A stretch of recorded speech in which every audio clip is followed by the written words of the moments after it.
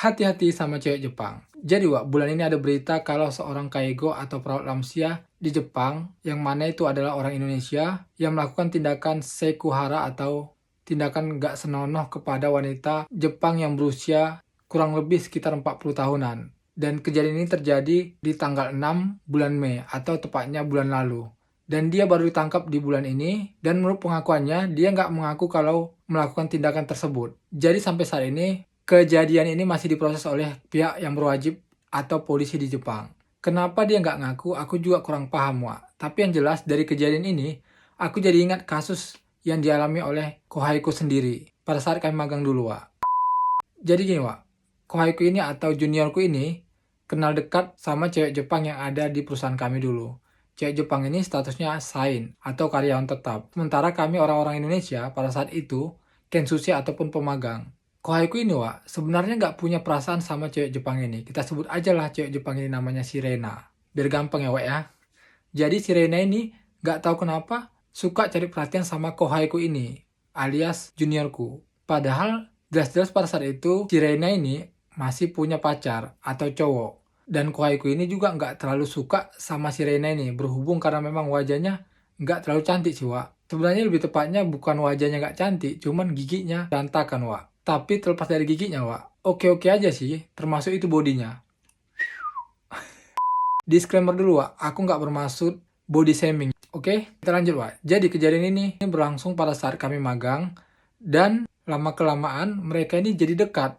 Nggak tahu gimana caranya, aku juga nggak tahu, Wak. Yang jelas intinya mereka ini dekat. Kenapa aku bisa bilang kayak gitu?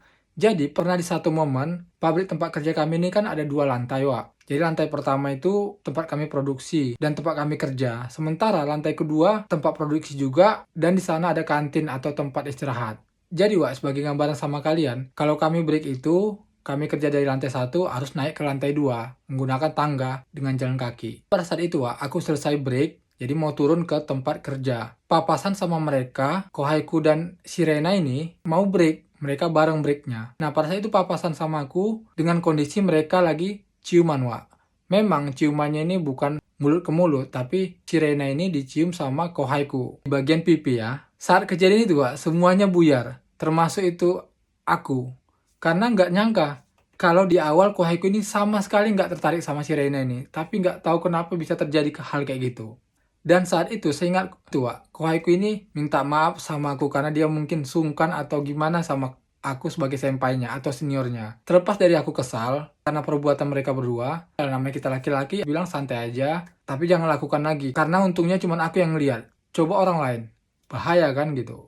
Apalagi kalau orang Jepang. Jadi setelah kejadian itu, Wak, makanya aku bisa simpulkan mereka itu dekat. Setelah kejadian itu juga beberapa minggu atau bulanan gitu, coba tanya sama Kohaiku ini gimana hubungan mereka sebenarnya. Karena kepo ya, Wak ya. Jadi Kohaiku ini sempat ngomong sama aku kalau mereka itu nggak jadian, tapi mesra aja gitu. Jadi menurut pengakuan Kohaiku ini, si Reina ini karena punya cowok, dan Kohaiku ini juga nggak terlalu suka sama dia, jadi mereka ini kayaknya sama-sama sepakat untuk dekat tapi nggak punya hubungan. Itu kesimpulan yang kuambil dari keterangan yang dia sampaikan sama aku dulu, Wak. Singkat ceritanya, Wak, jadi mereka ini dekat hanya di tempat kerja doang. Selepas dari tempat kerja, ya mereka ini nggak ada hubungan apa-apa karena kesepakatan yang aku jelas itu, Wak. Dan semua orang di perusahaan itu nggak ada yang tahu tentang hubungan orang ini, kecuali aku dan mereka berdua. Jadi cuma kami bertiga yang tahu, Wak. Termasuk orang Indonesia lainnya juga nggak ada yang tahu. Cuman aku doang lah, Wak, pada saat itu. Kira-kira bulan 8 pada saat libur musim panas, Wak. Kohaiku ini nggak tahu kenapa bisa ada rencana pergi ke apartemennya si Reina ini. Sebenarnya orang itu nggak pernah saling ketemu kalau nggak di tempat kerja. Tapi nggak tahu kenapa, aku juga nggak bisa tanya terlalu detail tentang kejadian itu, Wak. Yang jelas, Kohaiku ini pernah datang ke apartemennya si Reina ini, singgah, dan sampai nginap kalau nggak salah aku, Wak. Ya kalian bayangkan aja apa yang mereka lakukan berdua di apartemen.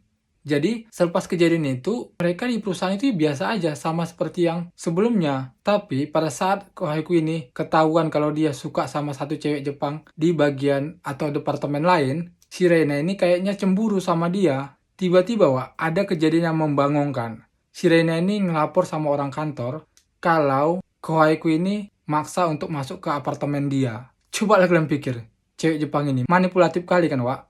Karena laporannya ini, orang kantor negur si Kohaiku ini. Orang kantor itu datang ke apartemennya Kohaiku ini, ngasih pengarahan sekaligus penjelasan, dan itu termasuk kayak peringatan lah, Wak. Kalau hal itu nggak boleh dilakukan cowok masuk ke apartemen si cewek. Apalagi dengan cara pemaksaan. Karena kejadian itu, Wak, kami semua orang Indonesia, termasuk itu aku, kaget dengan permasalahan itu.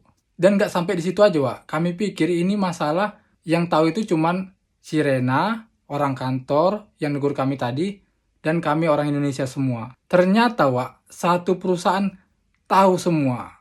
Ya, mungkin sebagian dari kalian udah pada tahu tentang gimana orang Jepang itu kalau lagi ngegosip. Kelihatannya aja cuek, Wak.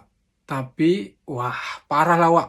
Jadi, Wak, setelah kejadian itu, kami baru paham kalau si Rena ini ternyata orangnya manipulatif kali, Wak.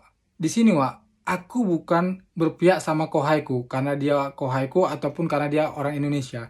Tapi, sepandai-pandainya dia bohong, Wak. Kami bisa paham lah dan bisa nilai lah Kohai kami ini gimana orangnya. Jadi, kami berusaha untuk tetap percaya sama dia dan logikanya aja, Wak, sebagai gambaran sama kalian. Apa mungkin Kohaiku ini atau seorang laki-laki bisa masuk ke apartemen cewek yang kalian tahu gimana gambaran apartemen di Jepang kalau nggak diizinkan? Seandainya kalau cewek itu nolak kan bisa aja dia nutup pintunya atau nggak buka pintunya. Karena di Jepang ini rata-rata setiap apartemen itu ada lubang di pintunya. Jadi kita bisa ngelihat siapa orang yang di luar yang ngebel apartemen kita. Dan pada saat itu, Wak, apartemen si cewek ini atau si Rena ini, jadi nggak perlu kita harus lihat lubang di pintu untuk supaya tahu siapa yang ngebel apartemen kita. Jadi, Wak, dari penelitian itu, kalian bisa simpulkan sendiri lah, Wak. Jadi buat kalian hati-hati, jangan pernah langsung percaya sama cewek di Jepang ini. Karena bisa jadi kalian bisa masuk ke kasus seikuhara atau pelecehan seksual. Oke, Wak, geng. Gua Are cabut dulu, Wak. Ciao.